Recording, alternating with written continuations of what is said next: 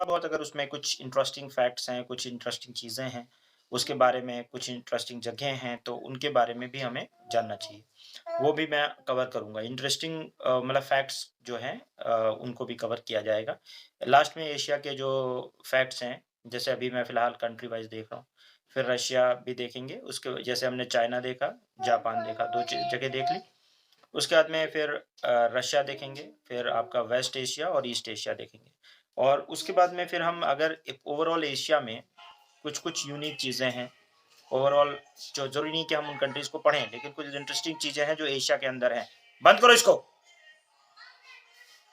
मैं आप लोगों को कुछ चीज़ें बताई और चाइना के बारे में 2 जगहों के बारे में बताई और चाइना के बारे में और भी कुछ चीज़ें हैं, कुछ इम्पोर्टेंट चीज़ें हैं जिनके बारे में हमें जानना चाहिए और जो आपका जापान है, उसके बारे में भी कुछ इंटरेस्टिंग चीज़ें हैं अदर दैन ज्योग्राफी जो हमें जानना चाहिए। तो कल मैंने थोड़ी-सी फ़िलसफ़ाना चीज़ें, जो फ़िलॉसफ़ी थी उसकी जापान में कुछ फ़िलॉसफ़ीज़ जिससे उनके पे लोगों का एटीट्यूड बहुत ही यूनिक है और बहुत ही अच्छा है, तो उसमें कुछ चीज़ें फ़लसफ़ाज़ हमने देखे थे। इकिगाई, काइज़ेन टेक्निक, है ना? वाबी-साबी ये सब हमने देखा था, है ना? Pomodoro technique. तो ये सब जापान की टेक्निक है जिनको लोग यूज़ करते हैं for like making their life more meaningful, more like adventurous and more जो है इंटरेस्टिंग। तो इसके लिए जो है लाइफ को थोड़ा फुल्ली जीने के लिए अलग-अलग टेक्निक्स हर कंट्री के अपने कल्चर हैं, चीज़ें हैं, यूनिक वो है। उसमें हमने जापान का कल देखा था। रशिया में भी कुछ ऐसी चीज़ें आपको मिलेंगी और ऐसे ही हर जगह पे कुछ ना कुछ यूनिक चीज़ें हैं।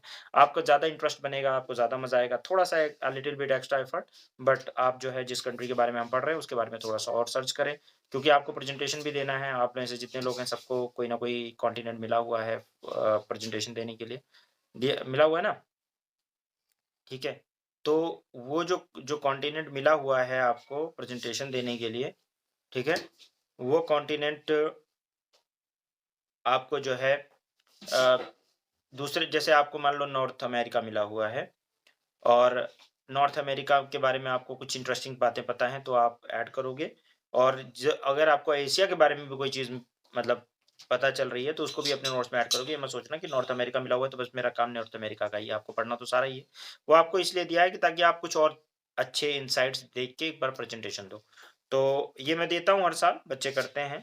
तो इस बार मैं पढ़ा दे रहा हूँ पहले, उसके बाद में फिर आपको एक प्रेज़ेंटेशन देना है, जिसको जो मिला हुआ है। उसमें आप मैप बनाओगे, एटलस बना के और उसमें जो-जो इंटरेस्टिंग बातें आप बता सकते हो एडिशनल विद दिस लेक्चर कुछ चीज़ें इस लेक्चर की होंगी, कुछ एडिशनल चीज़ें वो आप क करना है, ठीक है भई? तो अभी से आप उस पे काम करना शुरू करो। देखेंगे ये डिज़नीलैंड टाइप से दिख रहा है आपको, दिख रहा है? बड़ा खूबसूरत-सा अलादीन चिराग टाइप, हैं? ये रशिया है, रशिया का ओल्ड और न्यू मॉडर्न रशिया, ये आपको दिख रहा है।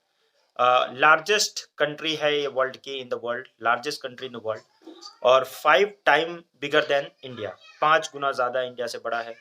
इसके पास टोटल 8 टाइम ज़ोन ये यूज़ करता है, वैसे 11 टाइम ज़ोन से भी ज़्यादा ज़ोन है इसके पास। आप जाएँगे रशिया में, रशिया को देखेंगे तो और इसके कल्चर को भी देखते जाएँगे साथ-साथ में। अब पहले देखेंगे रशिया को हम, उसका मैप देखेंगे, आप लोग एटलस खोल लीजिए और रशिया का मैप देखिए। रशिया वर्ल्ड की सबसे लार्जेस्ट कंट्री है। अच्छा, सेकंड लार्जेस्ट कंट्री कौन-सी है रिदा? खुशी यानी इतना लंबा है, हमारे इंडिया 1 टाइम ज़ोन यूज़ करता है। इंडिया में लगभग 2 टाइम ज़ोन बन रहे होते हैं, बनाने के लिए अगर देखा जाए, तो एक मतलब 1 घंटे का, 2 घंटे का डिफरेंस है। तो वहाँ पे टाइम ज़ोन जो है वो 2 बन रहे हैं लगभग। यहाँ पे कितना है? 11 टाइम ज़ोन बन रहे हैं। आप सोचिए कितना लंबा है ये, 11 टाइम ज़ोन। अब वो यूज़ करने में चाहे हम जैसे हम ये करते हैं, वो 8 टाइम ज़ोन यूज़ करें या 11 करें, लेकिन 11 टाइम ज़ोन उनके अंडर में आ रहे हैं। आप सोचिए कितना बड़ी कंट्री है, कितनी वास्ट कंट्री है, ठीक है ना? और वो मैं आपको बता चुका हूँ, ज्योग्राफी में आप लोग पढ़ चुके हैं टाइम ज़ोन क्या होता है। टाइम ज़ोन मतलब टाइम बदलता है। जैसे-जैसे आप जाते हैं, आपको पता है कि जैसे आप ग्रीनविच मेरिडियन से दूर जाते हैं, अगर इस साइड में आते हैं, इस साइड में, तो आपका टाइम पहले हो जाता है और वेस्ट में जाते हैं तो बाद में होता है। ये आपने पढ़ रखा है ऑलरेडी, तो इसमें मैं बात नहीं कर रहा अभी फिलहाल। आपको बस इतना जानना है।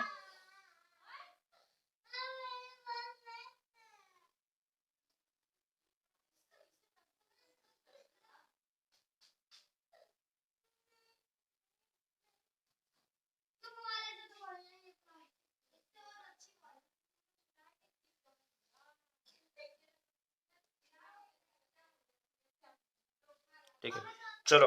तो यहाँ पे रशिया को देख लिया आपने। 11 टाइम ज़ोन बन रहे हैं, वर्ल्ड की सबसे लार्जेस्ट कंट्री है, ठीक है? और उसके बाद में वर्ल्ड इसकी जो कैपिटल है, ठीक है? कैपिटल कहाँ पे है? कहाँ पे है कैपिटल इसकी? बताओ भई, मॉस्को कैपिटल है इसकी। आप मॉस्को को लोकेट कर लीजिए एक बार। कर लिया? हुँ? एक सेंट सेंट पीटर्सबर्ग आपने बहुत सुना होगा, सेंट पीटर्सबर्ग जाके मार्क कर लीजिए। Saint Petersburg. सेंट पीटर्सबर्ग आपने बहुत सुना होगा, रशिया की सेकंड लार्जेस्ट सिटी है और कल्चरल कैपिटल भी कहा जाता है, उसको भी मार्क करिए। कर लिया?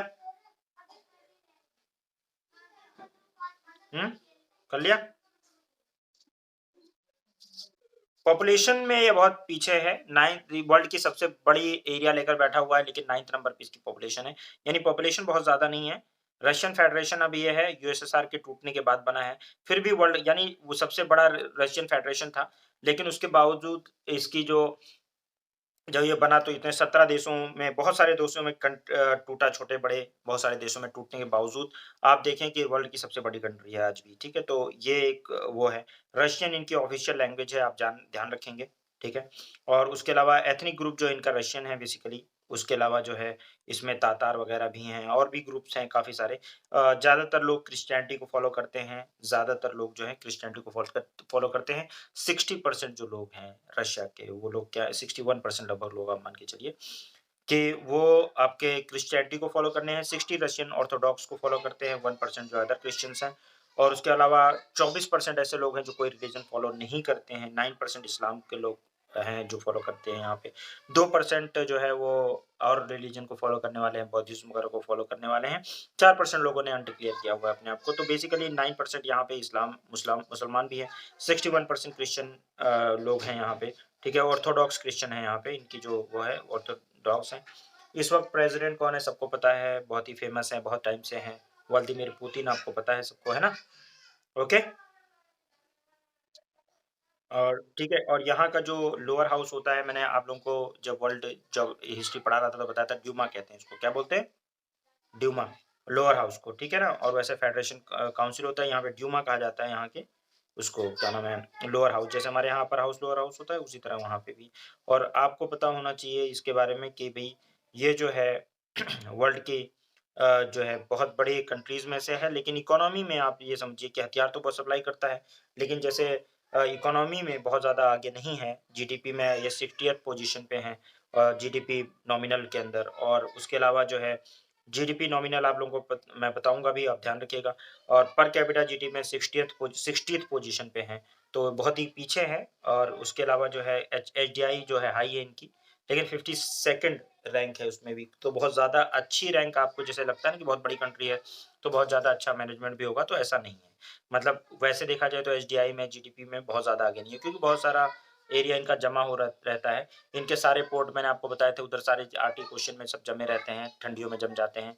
सिर्फ़ इनके पास एक्सेस के लिए इधर आपका ब्लैक सी या बाल्टिक सी की तरफ ही इनको एक्सेस मिलता है या कैस्पियन सी की तरफ एक्सेस ले सकते हैं। लेकिन एक्सेस कैस्पियन सी तो ब्लॉक है, लॉक्ड है, लैंडलॉक है, ब्लैक सी के थ्रू एक्सेस ले सकते हैं। इसीलिए वो क्रिमीन पेनिनसुला और उधर सारी लड़ाई चलती रहती है इनकी, यूरोप में एंट्री करने के लिए। तो रशिया का ये आपने वो देख लिया। अब आगे बढ़ते हैं रशिया के ये समझ में आ ही गया होगा आपके। अब रशिया में एक्सेस ऑफ सी के लिए मैंने बताया था आप लोगों को। तो एक्सेस टू सी अगर आप देखेंगे तो ये आपका या तो ये क्या नाम है कैस्पियन सी की तरफ से जाएँ, फिर वो ईरान-उरान पहुँच सकते हैं लेकिन डायरेक्ट सी में नहीं जा सकते क्योंकि कैस्पियन सी लैंडलॉक है। पूरा कैस्पियन सी जो है चारों तरफ से फिर जो है ज़मीन से घिरा हुआ है। तो किसी न किसी कंट्री के इन्फ्लुएंस में है। एक तो इधर है, दूसरा इनके पास जो एरिया है वो है ब्लैक सी।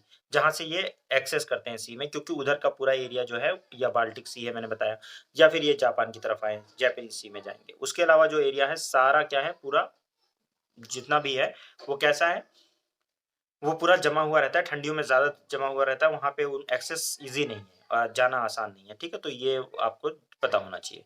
उसके अलावा इम्पोर्टेंट पोर्ट रशिया के बहुत इम्पोर्टेंट पोर्ट्स हैं, इनको भी जाके मार्क करिए। कौन-कौन से पोर्ट है मार्क करने के लिए? सेंट पीटरबर्ग तो आपने मार्क कर ही लिया। कहते हैं इनको एक्चुअल में जो सी में एक्सेस है, वो इन्हीं 4 पोर्ट से मेनली इसका होता है, ठीक है? एक तो सेंट पीटरबर्ग से होता है, उसके अलावा आपका मरमांस्क से होता है, उसके अलावा रोस्टोव बहुत फ़ेमस है, उसके बारे में आगे बात करेंगे हम और उसके बारे में वॉलस्टॉक ये यहाँ सारा आप मार्क कर लीजिए। कर लिया आपने मार्क पोर्ट? तो इसको मार्क करने के बाद फिर हम लोग चलते हैं आगे बढ़ते हैं। पोर्ट ये इम्पोर्टेंट पोर्ट्स हैं, यहाँ से एक्सेस लेता है रशिया, जो है वर्ल्ड के सी में घुसने के लिए, वर्ल्ड हाई सी में घुसने के लिए, ठीक है? यहाँ पे देखेंगे आप, ठीक है, मरमांस आइस फ्री पोर्ट है, ये बैरेंट सी के अंडर आपको दिखेगा। सेंट पीटर्सबर्ग बाल्टिक सी में जाएगा। जो है ना, इसको भी, इससे भी क्वेश्चन आया हुआ है, तो इस पे ये मैच द फॉलोइंग करके आया हुआ है, इसलिए मैं यहाँ बना हुआ है। रॉस्टो में ब्लैक सी, रॉस्टो का जो रास्ता जाएगा वो ब्लैक सी की तरफ जाएगा। और उसके बाद में आपका जो है क्या नाम, व्लादिवोस्टोक का जापानीज सी में, यहाँ पे लेस पॉपुलेशन है ईस्टर्न साइड में, तो यहाँ से ये इस जापान जापान सी में जाते हैं, ठीक है। तो इनको, ये जो मैच है उसको भी मार्क कर लीजिएगा कि जैसे कि मरमास जो है वो कहाँ जाएगा, आइस फ्री पोर्ट एक ही उधर दिखेगा आपको, नहीं तो उधर उससे ऊपर आप जाओगे तो आइस ही आइस है। तो यहाँ पे आपको आइस फ्री पोर्ट में बैरेंट सी के अंदर ये दिखेगा। बैरेंट सी बहुत इंपॉर्टेंट है, मैंने आपको बताया, आगे मैं उसको बताऊंगा। वहाँ से बैरेंट सी से जो पेट्रोलियम निकलता है बहुत इंपॉर्टेंट होता है, वो बात करेंगे उसमें। सेंट पीटर्सबर्ग जो है बाल्टिक सी, उसको याद कर लिए, सेंट पीटर्सबर्ग का जो वो है वो खुलता है बाल्टिक सी में। रॉस्टॉक का होता है ब्लैक सी के अंदर, ठीक है। व्लादिवोस्टॉक का होता है जापान के अंदर, ये देख लीजिएगा, ठीक है, जापान सी के अंदर मतलब। उसके अलावा आपको देखें इधर क्रेमिन पेनिनसुला, इसके ऊपर लड़ाई आपको पता है सबको, क्रेमिया की लड़ाई बड़ी चली है। क्रेमिन पेनिनसुला आपको दिख रहा है यहाँ पे, ब्लैक सी के यहाँ पे सब लोगों ने मैप तो देख रखा होगा। क्रीमिया की जो पेनिनसुला है उसकी लड़ाई भी आपको पता है, यूक्रेन वाली सारी लड़ाई अभी तक चलती आ रही है, देख रहे हो आप लोग, देख रहे हो सी ऑफ, मैंने एजो ये सब मैंने मार्क भी करवा रखा है, आप लोगों को करवा रखा है ना ऑलरेडी।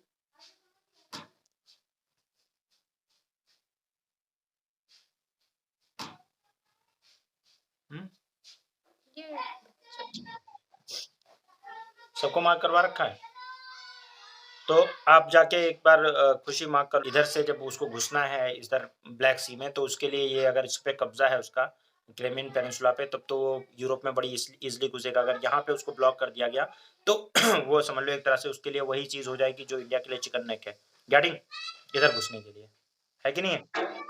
सी हमने देख लिया कि वो उसके चारों तरफ कौन सा है और पोर्ट कौन से हैं और कहाँ से उसका रास्ता है। अब देखते हैं कि रशिया में है क्या क्या।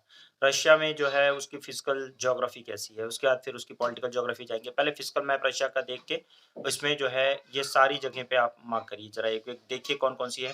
इसमें सबसे इंपॉर्टेंट चीज़ जरूर मार्क कर लीजिएगा, सेंट्रल साइबेरियन प्लेटू, लेक बैकल, ठीक है। और उसके अलावा आपका ताइमेर पेन, उसके अलावा नोवाया जेमलिया, ठीक है, जेमलिया। उसके अलावा कोला पेनिनसुला, ये सारा जो है आप, और ये आपका लेक लडोगा, इसको मार्क कर लीजिएगा, ठीक है। वल्दाई हिल्स मार्क करेंगे और ओनेगा लेक मार्क करेंगे। ओनेगा लेक बहुत ही फेमस है। यमला पेन और इधर सब पेन है बाकी।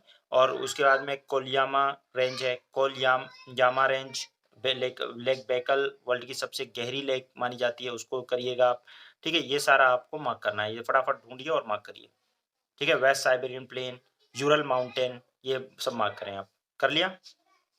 कोरियाक रेंज, काम, ये उसके अलावा काम चाटका पेनिनसुला, ये सारा जो है, सखलेन आइलैंड, ये सारा जाके मार्क करें आप, जो जो डार्क ब्लैक में लिखा हुआ है इसको मार्क कर लीजिए, देख लीजिए अपने मैप में एशिया का सारे जगहों को। जब आप जस्ट टाइम जो चीज़ पढ़ें उसको फोकस करें।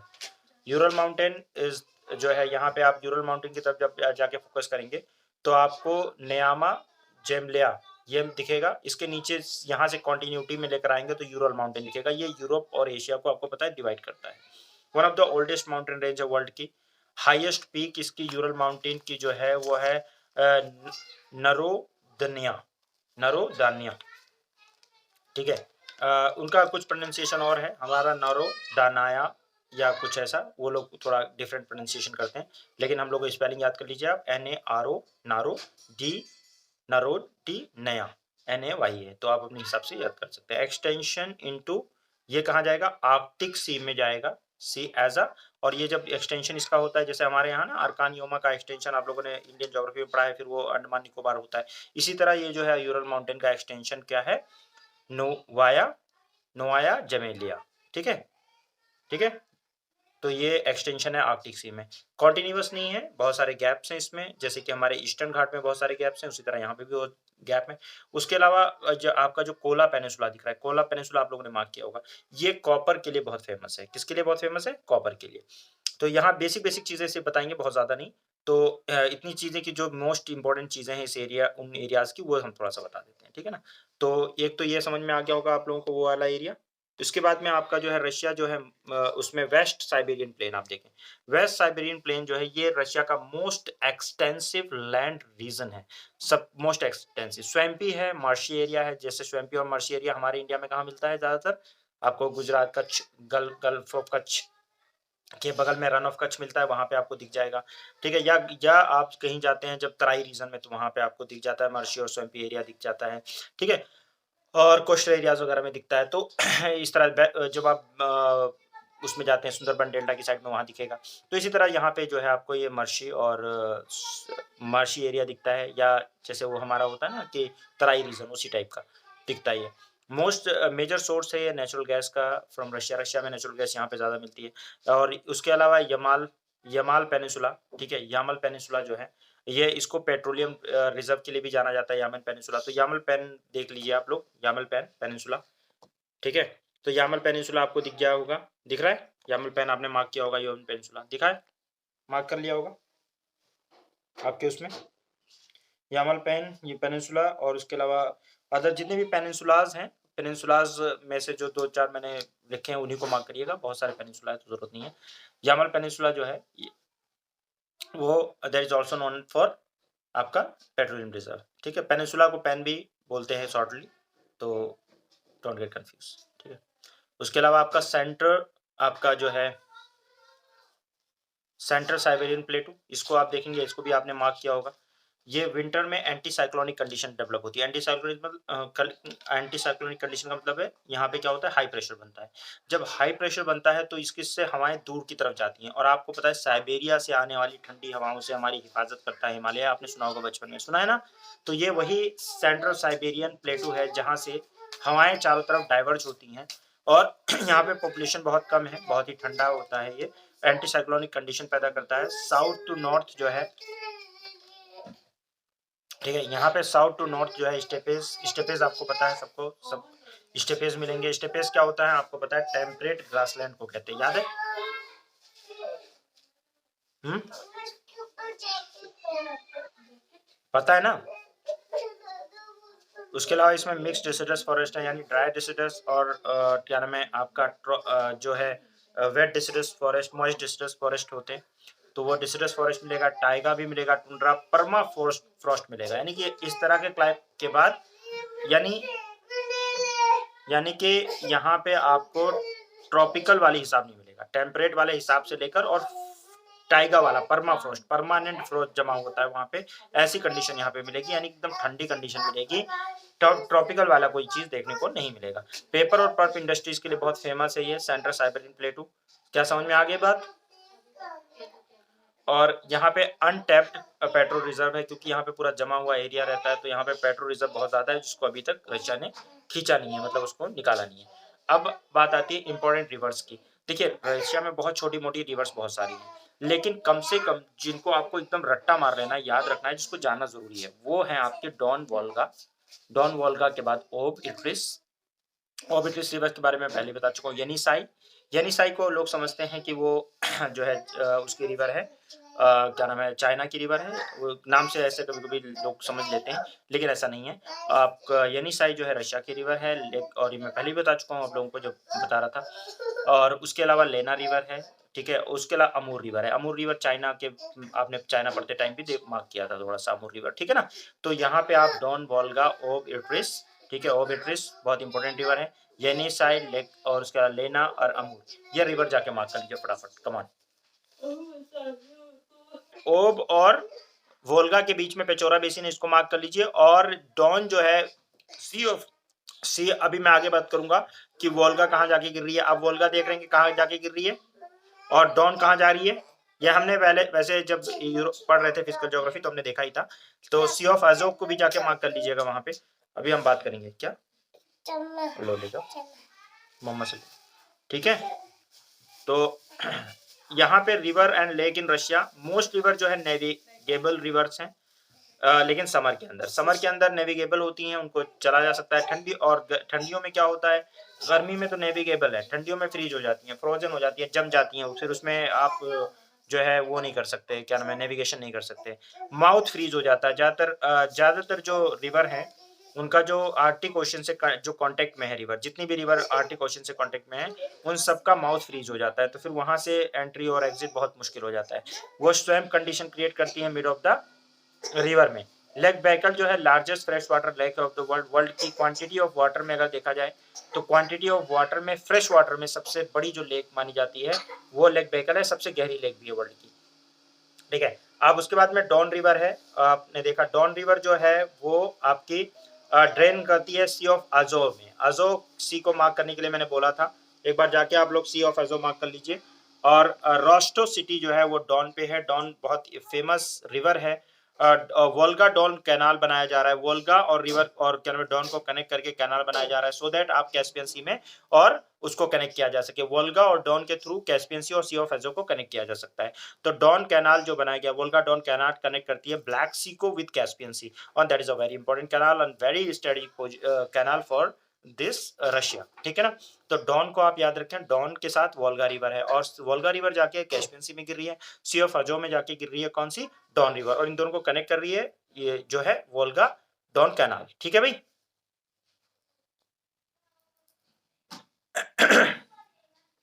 और उसके अलावा जो है ये वोल्गा रिवर है। वोल्गा रिवर देखिए ओरिजिनेट होती है वल्दाई हिल्स में। वल्दाई हिल्स आपने भी मार्क किया थोड़ी देर पहले, किया है, क्या है ना। सेंट पीटर्सबर्ग के नीचे आपने जो है वल्दाई हिल्स को मार्क किया है। ये मॉस्को वगैरह के ऊपर से होते हुए ये जाती है, और ये जो है आपका बहुत ही फेमस रिवर है वोल्गा रिवर, और ये जो है मोस्ट इम्पोर्टेंट वाटर वे भी बनाती है। क्यों, क्योंकि इससे जो है कनेक्टिविटी मिलती है कैस्पियन सी पे, यानी कि एक्सेस टू द कैस्पियन सी का एक्सेस का मतलब है कि आप जो है वेस्ट एशिया में आ गए हैं, वेस्ट एशिया में यानी कि मिडिल ईस्ट वगैरह की तरफ एक्सेस देती है। दूसरा जो है सी ऑफ एजो, ये यूरोप की तरफ एक्सेस देती है। That is very important waterway. City जो है रिवर के ऊपर कौन कौन सी हैं, तो निजनी, नो ग्रोडो, ठीक है, नो ग्रोड, उसके अलावा काजान, समारा, और उसके अलावा वोल्गो ग्रोड, ठीक है। ये ग्रोड, ये सिटीज जो हैं कुछ सिटीज हैं, सारी जरूरी नहीं है कि आप याद करो, ठीक है, बस जाने रहो काफी है। तो मैंने दो रिवर अभी बताई, डॉन बताई और वोल्गा बताई। आपको मेन जो बातें याद रखनी है डॉन में और वोल्गा में, कहाँ पे गिरती हैं, कहाँ से ओरिजिनेट होती हैं, दो चीजें याद रखनी है। डॉन जो है वो कहाँ से निकल रही है, ट्रेन हो रही है एजो सी में, ठीक है, डॉन देख लीजिए आप, ठीक है। और रोस्टो जो है वो किस पे, डॉन पे है। डॉन और इसकी कैनाल इंपॉर्टेंट है कैस्पियन सी की, वो आप देख लेंगे। उसके अलावा वोल्गा के है, कहाँ पे गिर रही है, वल्दाई हिल्स की तरफ से आ रही है, और कहाँ पे जाके गिर रही है, कैस्पियन सी में गिर रही है, और उसके साथ डॉन का कैनाल याद रखेंगे। तो ये है, जो सिटीज कुछ अगर याद रख लें तो ठीक है, नहीं तो कोई दिक्कत नहीं है। ऑर्बिट्रिस रिवर, उसके बाद में ऑर्बिट्रिस रिवर जो है लार्जेस्ट रिवर है रशिया की बाई वॉल्यूम ऑफ वाटर। अगर वॉल्यूम ऑफ वाटर में देखें तो बहुत ज्यादा इसका वॉल्यूम ऑफ वाटर है। और जो है इसके अलावा ओम्स ऑन इट्रिस, ये ओम्स जो है वो कहाँ पे है, इट्रिस रिवर पे है। और उसके अलावा आपका नोस ब्रिक्स ऑन ओब रिवर पे है। ओब एंड इट्रिस जो है वो बहुत बड़ा स्वैम्पी रीजन भी बनाती है, one of the largest swamp बनाती हैं, ठीक है। ये कौन सा है, वसुगन्या, यहाँ पे आप देखेंगे, ठीक है। वसुगन्या जो है स्वैम्प है यहाँ पे। उसके अलावा इट्रिस ट्रेन इनटू चाइनीज जुंगेरियन बेसिन, वो आपने पहले ही पढ़ रखा है, जुंगेरियन बेसिन मुझे बताने की जरूरत नहीं है। इट्रिस जो है वो ड्रेन करती है कहाँ पे जाके इट्रिस गिरेगी, ये आपने पहले भी देख रखा है कि जुंगेरियन बेसिन में, और वहां पे बहुत बड़ा स्वयं बनाती है, राइट। देखा आपने जुंगेरियन बेसिन में जाके, तो वो आप जाके एक बार देखेंगे तो कनेक्टिविटी आपको मिल जाएगी। उसके बाद में येनिसाई रिवर, येनिसाई जो है फ्रॉम द वेस्ट सान्यान हिल्स से निकलेगी। अगर सान्यान हिल्स आप देखेंगे वहां से निकलेगी, और फिर ये जो है एंड लेक बेकल, और जो है फ्रॉम वेस्ट सान्यान हिल एंड बेकल से। उसके बाद में सिटीज इस रिवर पे कौन कौन सी हैं, तो सिटीज अगर दिल करे तो याद करिएगा, नहीं तो जरूरी नहीं है कि सारी सिटीज याद करें, क्योंकि इतना याद नहीं कर पाएंगे आप लोग, ठीक है। इतना it's not that easy to learn all the thing, ठीक है। बट ठीक है, इतना याद कर लीजिए कि ये यहाँ पे निकलती है लेक बेकल और वेस्ट सनाया हिल्स की तरफ से, ठीक है। और लेना रिवर है, लेना रिवर को देख लेंगे। लेना रिवर जो है ये लेक बेकल से ही निकलेगी, ठीक है ना, लेक बेकल। और सिटी जो है कुछ इंपॉर्टेंट सिटीज हैं, तो उनको आप देख सकते हैं जाके।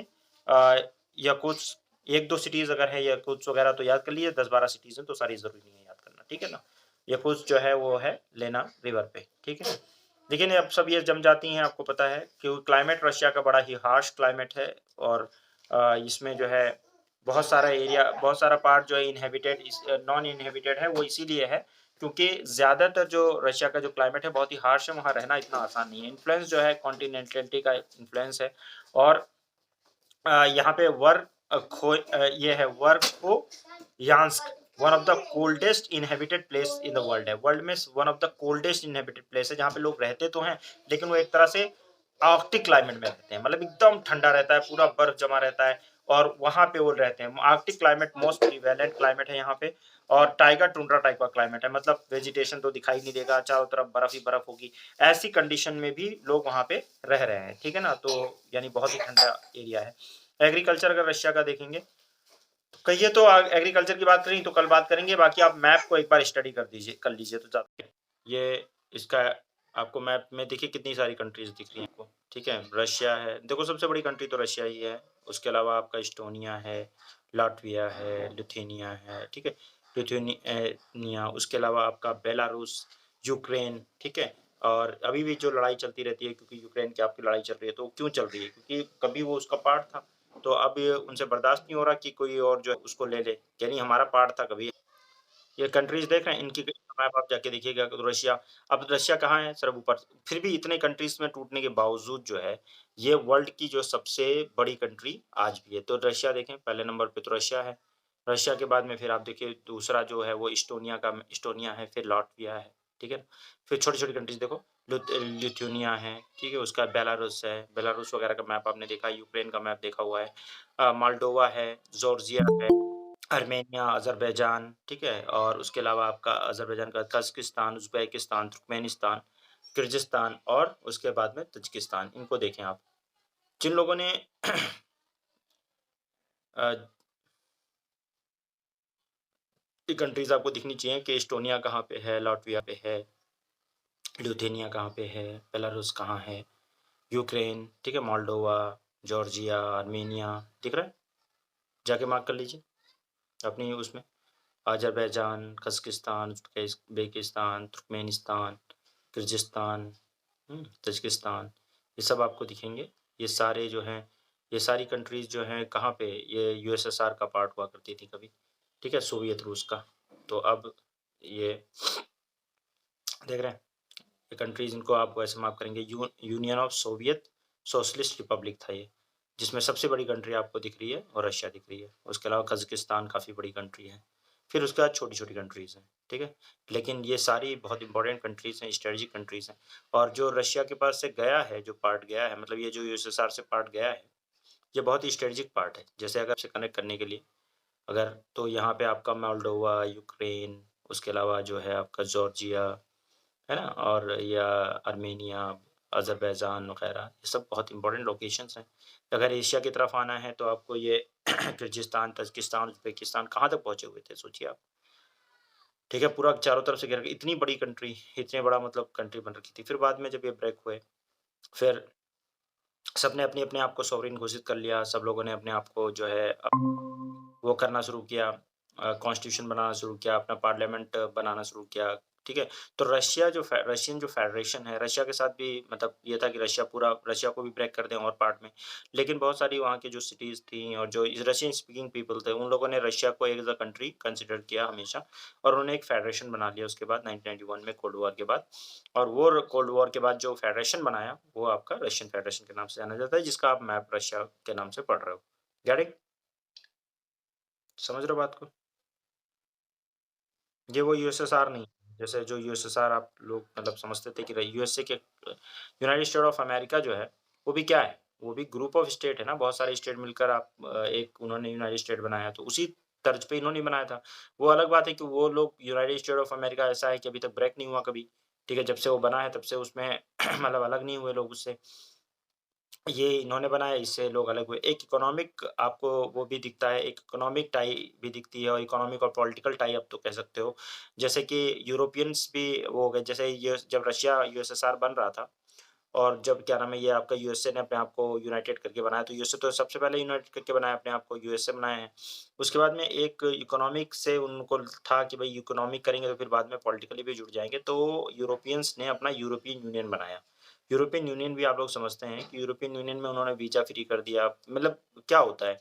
एक कंट्री जो होती है उससे दूसरी कंट्री से अलग क्या चीज़ करती है कि भई आप यहाँ पे ट्रेड नहीं कर सकते, आप यहाँ ज़मीन नहीं खरीद सकते, आप बिना वीज़ा के आ नहीं सकते और आपकी करेंसी यहाँ पे चलेगी नहीं। उन लोगों ने एक कॉमन करेंसी कर दी, ठीक है ना? यूरो कर दिया। उसके अलावा बॉर्डर कॉमन कर दिए, यूरोपियन पार्लियामेंट बना लिया, समझ रहे? और उसके बाद में यूरोपियन पार्लियामेंट बना लिया यूरोपियन यूनियन का और जब उन्होंने वो अलग कर दिया, उन्होंने जो है क्या नाम एक करेंसी एक कर दी, यानी इकोनॉमिकली कनेक्ट कर दिए, वीज़ा खत्म कर दिया, बॉर्डर का कोई मतलब नहीं रह गया, आप किसी भी कंट्री में जा सकते हैं, प्रॉपर्टी ओन करने का भी राइट देने लग गए, ठीक है? तो अगर ऐसी चीज़ देने लगे तो कंट्री नहीं बन गई, हाँ भई? तो एक थर्ड ब्लॉक हो गया और इंडिया जो है वो अपने आप को तोड़ने में लगा हुआ है, कि इससे तोड़ दो, उससे तोड़ दो, अखंड भारत की बात करते हैं लेकिन अखंड भारत में भई अखंड भारत क्या है, सिर्फ़ ज़मीन थोड़ी ना अखंड भारत है, लोग भी अखंड वो हैं, जो जो भी कंट्री एक्सेप्ट कर रही है, वहाँ के लोगों को भी तो एक्सेप्ट कर रही है ना। जैसे यूएसए ने अगर स्टेट्स को एक्सेप्ट किया, तो उसके जिस भी कल्चर के लोग थे सबको यूनाइटेड स्टेट का सिटीज़नशिप दिया। इसी तरीके से रशिया का में भी था कि जितने भी मतलब जो वो बना रहे हैं, तो उसमें जो भी कंट्रीज़ आ रही हैं, वहाँ के लोगों को भी वो राइट तो मिल रहा है ना कि वो union of Soviet socialist Republic के वो पार्ट हैं। इसी तरीके से क्या नाम है यूरोपियन यूनियन तो बहुत ही ज़्यादा उस लिबरल है। उसमें ये है कि ब्रेक्ज़िट ब्रिटिश जो है उससे एग्ज़िट हो गया क्योंकि ब्रिटिश को लग रहा था कि मैं कुछ ज़्यादा ही इस दूसरी कंट्रीज़ को फ़ीड कर रहा हूँ। उसको लग रहा था कि मेरा इसमें नुकसान हो रहा है। डेवलप्ड कंट्रीज़ अक्सर उनको कंप्रोमाइज़ करना पड़ता है, ख़ासकर जो थोड़ा कम डेवलप्ड कंट्रीज़ होती हैं उनको हेल्प करनी पड़ती है इसमें सब में। जब ऐसा कोई फेडरेशन बनता है तो भाईचारे वाली बात ज़्यादा होती है। तो इसलिए डेवलप्ड कंट्रीज़ को कभी-कभी दिक्कत हो जाती है। तो आपको ये भी समझ में आया होगा। बाद में क्योंकि वर्ल्ड जो है बाइपोलर था नए कोल्ड वॉर फर्स्ट तक। तो अभी भी समझ लीजिए बाइपोलर ही है, लेकिन फिर भी अब बाइपोलर उसमें एक बस एक एंगल ये आ गया है कि चाइना भी एक एंगल आ गया है। अब बाइपोलर इस तरह से है कि रशिया और चाइना एक तरफ हैं और यूएसए, इज़राइल ये लोग एक तरफ हैं, ठीक है?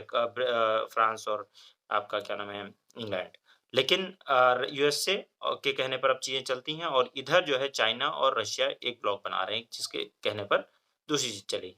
तो 2 बाइपोलर वर्ल्ड आज भी है लेकिन वो ऑफ़िशियली नहीं है क्योंकि अ, अब जो है यूएसए के सामने सब लोग कमज़ोर हैं एक तरह से। जितना मतलब यूएसए की इकोनॉमी है या जितना उसके पास पावर है, उसके हिसाब से ना चाइना के पास है, ना ही क्या नाम है आपका रशिया के पास है। लेकिन चाइना अब सुपर पावर में रिप्लेस करने की कोशिश कर रहा है, रशिया को रिप्लेस करके चाइना उसकी जगह ले रहा है। अपनी इसी तरह की स्ट्रेटजी बना रहा है, जिसमें वो चाइना ज़्यादा पावरफुल भी दिखेगा और वो अपना सिक्योरिटी काउंसिल में आपको पता है कि परमानेंट सीट भी माँग रहा है, बहुत बार डिमांड कर चुका है परमानेंट सीट की। उसके अंदर उसमें क्या नाम है सॉरी क्या बोल रहा हूँ मैं? उसमें क्या नाम है आईएमएफ में जो है अपना स्टेक ज़्यादा माँग रहा है। गलती से वो सिक्योरिटी काउंसिल लिख गया, उसमें परमानेंट सीट तो है ही है उसकी। वो आईएमएफ के अंदर अपना स्टेक बहुत ज़्यादा बढ़ाने की बात कर रहा है और कि मेरा इतना स्टेक बढ़ाया जाए। इसीलिए उसने बहुत सारी करेंसी अगर आप इकोनॉमी पढ़ोगे मैंने बताया था, तो उसमें बहुत सारी करेंसी का रिज़र्व सबसे ज़्यादा फॉरेक्स रिज़र्व जो है वो किसका है? चाइना का है। क्यों वो कर रहा है ऐसा? वो चाह रहा है कि उसका हर जगह जितना भी इकोनॉमी हो या कहीं पे भी वो उसके कहने के बिना डिसीज़न ना लिया जाए।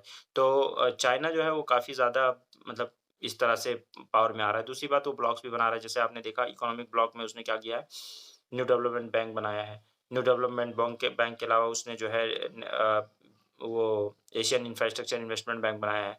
उसके अलावा दुनिया भर की एशिया में जितने भी प्रोजेक्ट्स हैं उनको फाइनेंस करता है। हर कंट्री के अंदर अपनी इन्वेस्टमेंट कर रहा है। तो वो अपने आप को अब सुपर पावर बनाने की तरफ जा रहा है। चाइना ने मतलब ये काफ़ी सारे काम किए हैं। अब वो रशिया की जगह एशिया में सबसे ज़्यादा पावरफुल जो है इस वक़्त जो दिख रहा है, वैसे तो रशिया है ही है, लेकिन चाइना भी अब बहुत पावरफुल दिख रहा है। तो 2 बहुत बड़ी पावर्स उभर रही है, तीसरा इंडिया है। 3 जो पावर्स हैं जो अगर देखा जाए तो पूरे वर्ल्ड को इन्फ्लुएंस कर रही हैं आजकल। एक एक रशिया, चाइना और इंडिया। उसके अलावा जापान तो काफ़ी टाइम से कर रहा है। तो ये कुछ कंट्रीज़ हैं जो एशिया की, नहीं तो एशिया को हमेशा थर्ड वर्ल्ड कंट्री के तौर पे लोग देखते रहे हैं। कभी भी एशिया मतलब जब से अंग्रेज़ों ने शासन किया उसके बाद से तो फिर इंडिया को खूब लूटा, चाइना का भी क पॉलिटिकल कंडीशन बहुत ख़राब थी। तो ये उस समय जो है कोई ऐसा नहीं था कि यूरोपियंस के सामने टिक पाता। तो इन लोगों ने हमें थर्ड वर्ल्ड की तरफ ढकेल दिया। अफ्रीका सबसे ज़्यादा पिछड़ा तो उससे थोड़े कम पिछड़े हम, है ना? आ रही बात समझ में? बहुत सारी इनसाइट्स निकल निकल के आ रही हैं।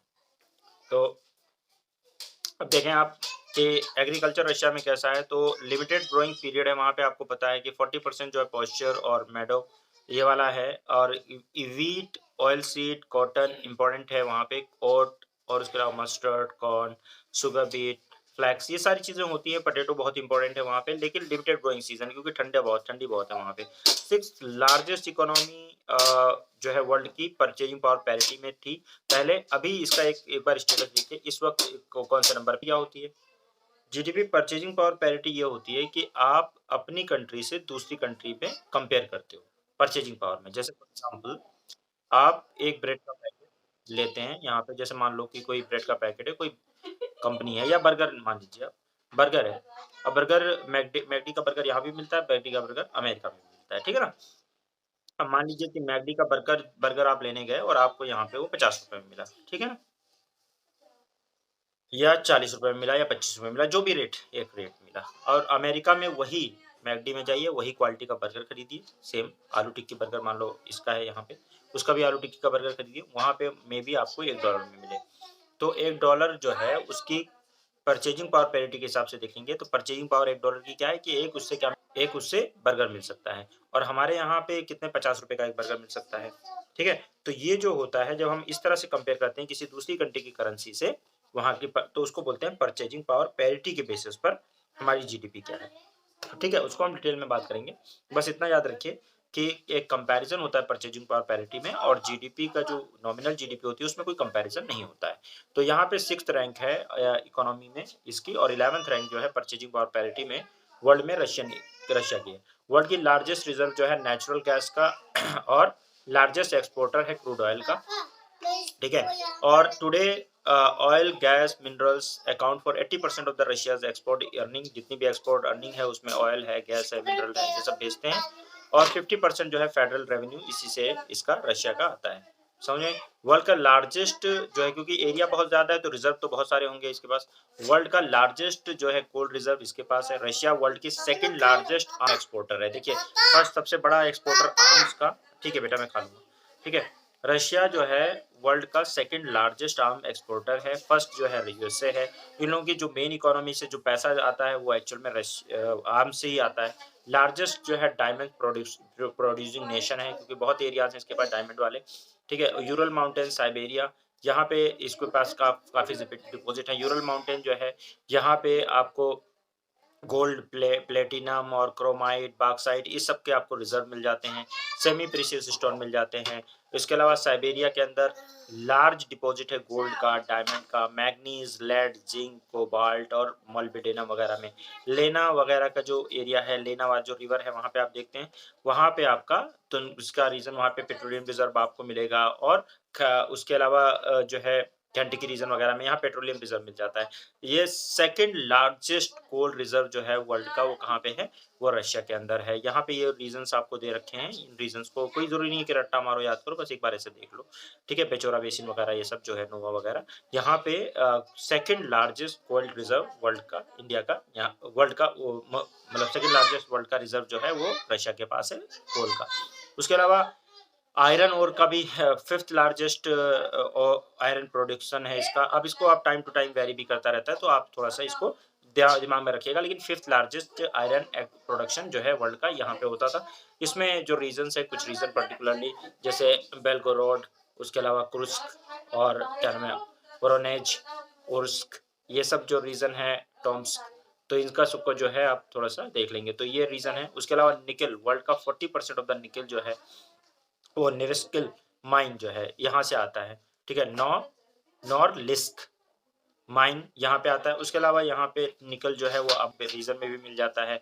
कोला पेनिनसुला है वहाँ पे भी मिल जाता है। तैमूर पेनिनसुला यहाँ पे भी मिल जाता है। और उसके अलावा जो आपका पेट्रोलियम रीजन है उसमें वेस्ट साइबेरिया, यूरल वोल्गा और आपका सखलिन, ईस्ट साइबेरिया, ये सब मैंने आपको मार्क करवा रखा ऑलरेडी रीजन। तो यहाँ पे पेट्रोलियम रीजन, और यामल पेनिनसुला भी मार्क करवाया। नॉर्थ कॉकासस माउंटेन जो है आप देखेंगे, नॉर्थ कॉकासस माउंटेन में जाके देखेंगे तो वहाँ पे भी आपको पेट्रोलियम रिजर्व मिलेगा। उसके अलावा पेचोरा बेसिन है एंड बैरेंट्स पे आपका पेट्रोलियम रिजर्व काफी ज्यादा मिलता है रशिया का, ठीक है। मेरी आवाज तो आ रही है ना? ठीक है? वेस्ट साइबेरिया जो है वो मेन ऑयल प्रोड्यूसिंग रीजन है और जो है दू सेकंड जो है आपका यूरल वोल्गा 20% यहाँ पे प्रोडक्शन होता है। उसके अलावा सखलीन जो है वो लगभग 3% कंट्रीब्यूट करता है। हाई पोटेंशियल है यहाँ पे लेकिन पेट्रोलियम रिज़र्व का। ईस्ट साइबेरिया जो है वो अनटैप्ड रिज़र्व उसके पास काफ़ी ज़्यादा है। ईस्ट साइबेरिया जो है पैसिफिक ओशियन से मतलब वहाँ से पाइपलाइन वगैरह डालने की भी बात हो रही है। और ये पेट्रोलियम रिज़र्व जो है वो देख लिया पेचोरा बेसिन है, यामल पेनिनसुला है, वेस्ट साइबेरिया है, ईस्टर्न साइबेरिया, सखलीन रीजन और नॉर्दर्न कॉकसस यहाँ पे आपको पेट्रोलियम रिज़र्व रशिया में मिलेंगे। उसके अलावा लार्जेस्ट जो natural gas reserve in the world जो है वो रशिया के पास है। वो आपका पेचोरा बेसिन वगैरह में भी मिलेगा और आपका जो है मेडोज़ो और इसके अलावा क्या नाम है ये आपका वेस्ट साइबेरिया में भी मिलेगा और उरेनबर्ग वगैरह में मिलता है। आप इसको एक बार देख लीजिएगा कि नेचुरल गैस का इंडस्ट्रियल रीजन अगर देखें तो सेंट्रल इंडस्ट्रियल रीजन है, वोल्गा रीजन है, यूरल है और कुस्बास रीजन है। उसके अलावा बैकल रीजन, ये सब इंडस्ट्रियल रीजन, सेंट पीटर्सबर्ग आपको बहुत फेमस है। ये सब इंडस्ट्रियल रीजन है, इनका आप नाम याद रख सकते हैं। बैकल रीजन, कुस्बास रीजन, उसके अलावा Ural, Volga region, region wise याद कर लीजिएगा। सेंट पीटर्सबर्ग है, सेंट्रल रीजन है, यहाँ सब आपका इंडस्ट्रियल रीजन है। ये सेंट्रल इंडस्ट्रियल रीजन में अगर हम बात करेंगे तो मॉस्को और आपका इवानुआ, नो निजिनी और नो गोरोडो ग्रोड और तुला, ये सब जो है इसके सेंट्रल इंडस्ट्रियल रीजन के अंदर फॉल करते हैं। मॉस्को के अंदर स्टील और केमिकल मशीनरीज वगैरह ज़्यादा बनाई जाती हैं और इवानोआ नो में टेक्सटाइल और निज़नी में और नोवगोरोड में आपका ऑटोमोबाइल, तुला में आपका माइन और मेटलर्जिकल इंडस्ट्रीज पाई जाती हैं इसकी। और इसमें जो है सिटी ऑफ मॉस्को अगर आप देखें तो मॉस्को जो है पार्ट ऑफ 5 सीज़। आप देखें इसको मॉस्को को ना ये क्योंकि ये कैपिटल है तो इस पे 5 सीज़ यानी बाल्टिक, ब्लैक सी, ठीक है? ब्लैक सी, कैस्पियन सी, व्हाइट सी, आपका लडोगा। इस सब से कनेक्ट करने के लिए ये लोग इसमें रहते हैं कि मॉस्को लार्जेस्ट सिटी है रशिया की और इससे इसको कनेक्ट किया जाए। तो ये इसमें मतलब ये मॉस्को देख लें आप एक बार जाके और इसकी कनेक्टिविटी के लिए मतलब इन्होंने रिवर वगैरह से कनेक्ट करने का पूरा वो कर रखा है। इसीलिए मॉस्को को कैपिटल भी बनाया हुआ है क्योंकि उसकी कनेक्टिविटी बड़ी तगड़ी है। ठीक है? वो कनेक्ट हो रहा है, व्हाइट भी जाके कनेक्ट हो रहा है। देखो रिवर वोल्गा के थ्रू आप देख रहे हैं व्हाइट सी की तरफ जा रहा है और उसके अलावा छोटी कैनाल वगैरह छोटी रिवर्स भी हैं। लेक लाडोगा की तरफ भी जा रहा है। इधर वोल्गा के से आप कैस्पियन सी और डॉन से फिर ये ब्लैक सी की तरफ भी निकल जा रहे हैं। तो मॉस्को से आपके पास एक्सेस हर तरफ जा रहा है। ये लार्जेस्ट सिटी है रशिया की। उसके अलावा आपको आप देखें सिटी ऑफ मॉस्को जो है, इसके अलावा Saint Petersburg region financial hub माना जाता है रशिया का। सेकंड लार्जेस्ट सिटी है रशिया की। ऑयल, गैस ट्रेड और आपका electronics, IT, manufacturing industry, heavy machinery और टेक्सटाइल के लिए बहुत फेमस है। उसके अलावा वोल्गा रीजन आप देखेंगे, ये भी इंडस्ट्रियल रीजन है, बहुत ही इंपॉर्टेंट वोल्गा रिवर के पास। अ, पर्म, कज़ान, समारा और इसके अलावा इज़वेक्स और वोल्गो रेड ग्रेड, ये जो है आपका आपका वोल्गो ग्रेड जो है राड, ये ऑयल रिफाइनरीज यहाँ पे स्टील प्रोडक्शन वगैरह होता है। समारा के अंदर ऑयल रिफाइनरीज सेंटर है ये समारा। उसके अलावा आपका रोस्टो रोस्टो एग्रीकल्चर मशीनरीज के लिए काफ़ी फेमस है। वोल्गा रीजन जो है यहाँ पे अगर आप देखेंगे तो इसमें खजान जो है वो मैकेनिकल पेट्रोकेमिकल के लिए बहुत फेमस है। पर्म जो है वो इलेक्ट्रॉनिक्स के लिए। उसके अलावा आपका इस्वोस डिफेंस इंडस्ट्रीज के लिए फेमस है। उसके अलावा यूरल माउंटेन की तरफ आप जाएंगे तो यूरल्स के अंदर भी कई सारी जो है आपको दिखेंगी रीजन्स जहाँ पे आपका मशीनरी प्रोडक्शन वगैरह के लिए और स्टील इंडस्ट्रीज और उसके अलावा जो है आयरन के लिए फेमस है। तो ये आप देख सकते हैं यूरल का। उसके बाद में हैवी इंडस्ट्रीज और उफा वगैरह में ऑयल रिजर्व, पेट्रोलियम, ये सारा रट्टा मारने की जरूरत नहीं है, थोड़ा बहुत ऐसे देख लीजिए कि ये सब रीजन्स हैं। कोसबास रीजन है, वहाँ पे कोसबास रीजन वगैरह में आपका एरोस्पेस मैन्युफैक्चरिंग, एग्रो प्रोसेसिंग ये सब भी होता है। डिफेंस मैन्युफैक्चरिंग होती है। Innovation capital of Russia, biotechnological, IT और आपका मेडिसिन, न्यूक्लियर और उसके अलावा रिसर्च वगैरह के लिए काफ़ी फेमस है कोसबास रीजन। ठीक है भाई, समझ रहे हो आप? ये कोसबास रीजन काफ़ी फेमस है। अब एक एक जगह की पर्टिकुलरली रटने की जरूरत नहीं है, लेकिन ये सब थर्ड लार्जेस्ट सिटी है जो है। और उसके अलावा नो नोसिबिर्स्क जो है ये थर्ड लार्जेस्ट सिटी है after Moscow and Saint Petersburg. Aircraft manufacturing और उसके अलावा हाइड्रो इलेक्ट्रिसिटी पावर जो है, उसके अलावा इंजीनियरिंग है, हाइड्रो इलेक्ट्रिसिटी पावर इंजीनियरिंग है, टेक्सटाइल, न्यूक्लियर फ्यूल और ये सब के लिए फ़ेमस है। नोवा कोजेस्टक जो है ये आपका आयरन एंड स्टील इंडस्ट्रीज़ के लिए फ़ेमस है। तो ये कुछ रीज़न जो फ़ेमस हैं, उसमें एक-एक मतलब पर्टिकुलरली याद नहीं भी रहता है, तो रीज़न याद रख लीजिएगा कि किस-किस चीज़ के लिए है। बेकल रीज़न, बेकल वही बेकल लेक वाला रीज़न। यहाँ पे आपका क्या आपका जो है क्रास्नोयार्स्क और उसके अलावा ब्रास्ट और आपका इरकुट्स्क और चिता ये सब रीजन्स हैं। यहाँ पे पाया जो है आपका paper and pulp industries, timber, aluminium, smelting वगैरह हैं। जो है आपका क्रास्नोयार्स्क जो है ये लार्जेस्ट प्रोड्यूसर है एल्यूमीनियम का और इरकुट्स्क जो है ये आपका हाइड्रो इलेक्ट्रिसिटी पावर के लिए पावर प्लांट्स वगैरह हैं। मेट्रोलॉजिकल इंडस्ट्रीज इस यहाँ पे काफ़ी ज़्यादा हैं और उसके अलावा आपका बेकल रीजन जो है उसके लिए उसमें हेवी इंडस्ट्रीज के लिए जो फेमस है वो कौन है? हेवी इंडस्ट्री के लिए आपका क्या नाम ब्राटस जो है वो फ़ेमस है। उसके अलावा चीता भी रीज़न है, ये भी यहाँ पे भी आपको चीता रीज़न में भी ये आपका जो है हेवी इंडस्ट्रीज़ वगैरह काफ़ी मिलती हैं। ट्रांस साइबेरियन रेलवे अगर आप देखेंगे तो लॉन्गेस्ट वर्ल्ड की लॉन्गेस्ट रेलवे अभी तक 8,960 किलोमीटर की थी जो कि सेंट पीटर्सबर्ग से ये बात हम पहले भी कर चुके हैं, रिदा ने उस दिन बोला था। सेंट पीटर्सबर्ग से लेकर क्या नाम वोस्टॉक तक जाती है वाया मॉस्को, खज़ान ओमा जो भी बड़ी-बड़ी यहाँ पे आपको सिटीज़ दिख रही है ना इंडस्ट्रियल सिटीज़ उन सबको कनेक्ट करती है ये। ओमाक्स और नोर्ब्रेस्क और ये आपका सारा कर्सियार्क और ये है क्रान्सनोयार्स्क और इर्तिशकुस, उलान उडे, चीता ये सब जितने भी अभी रीजन हमने देखे उनमें ब्रांचेस इसकी जो है मंगोलिया, चाइना और नॉर्दर्न कोरिया में भी पहुंचा रहे हैं इसकी ट्रांस साइबेरियन रेलवे की। ट्रांस साइबेरियन रेलवे बहुत फेमस है, आपको पता है ये रूट है इसका। यहाँ से देखिए ये ट्रांस साइबेरियन रेलवे, सारे नाम याद करने की ज़रूरत नहीं है, कीप इन माइंड।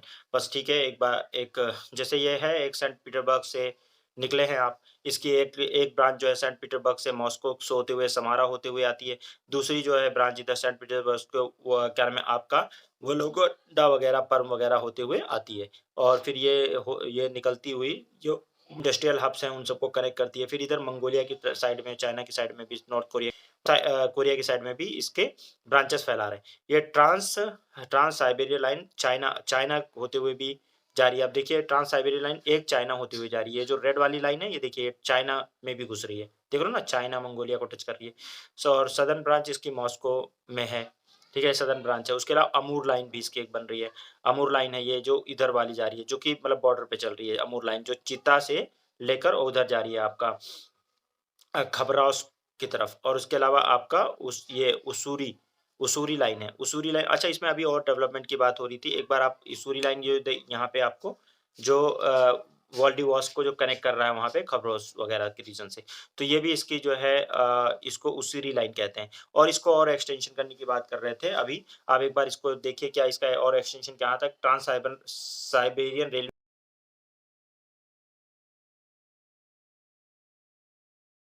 दिख रहा था। अभी रिसेंटली अगर आप देखेंगे तो आपको दुनिया भर के मतलब इसमें भी चेंजेस आ गए हैं। जैसे ट्रांस साइबेरियन जो रेलवे है, इस वक़्त उसका जो कनेक्टिविटी जो दिखा रहा है मतलब 2021 तक का डेटा। अच्छा, अभी का डेटा 2023 तक का डेटा है क्या आपके पास? 2021 तक का डेटा दे रहा है यहाँ पे। लॉन्गेस्ट ट्रेन जो सर्विस है वो एक्चुअल में किसकी है? लॉन्गेस्ट ट्रेन जो अगर देखे जाए सबसे बड़ा रूट जो है वो ट्रांस साइबेरियन रेलवे का ही है, जो कि आपका 2021 तक का जो डेटा है उसके अंदर ये दिखा रहा है कि 9289 किलोमीटर का है। लॉन्गेस्ट जो है आपकी रेलवे लाइन है ये, ठीक है? मॉस्को से, लेकिन ये 2021 तक का डेटा है। 2023-24 का कुछ डेटा है आपके पास अभी? देखिए ज़रा, मिल रहा है 2023 में?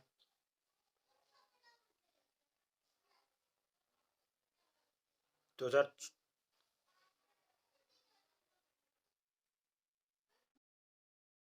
9000 9000 9000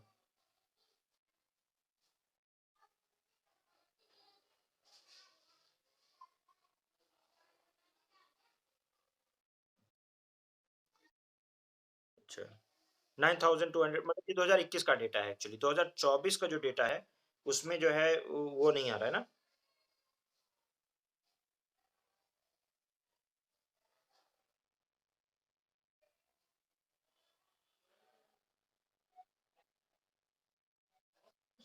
इन्होंने वो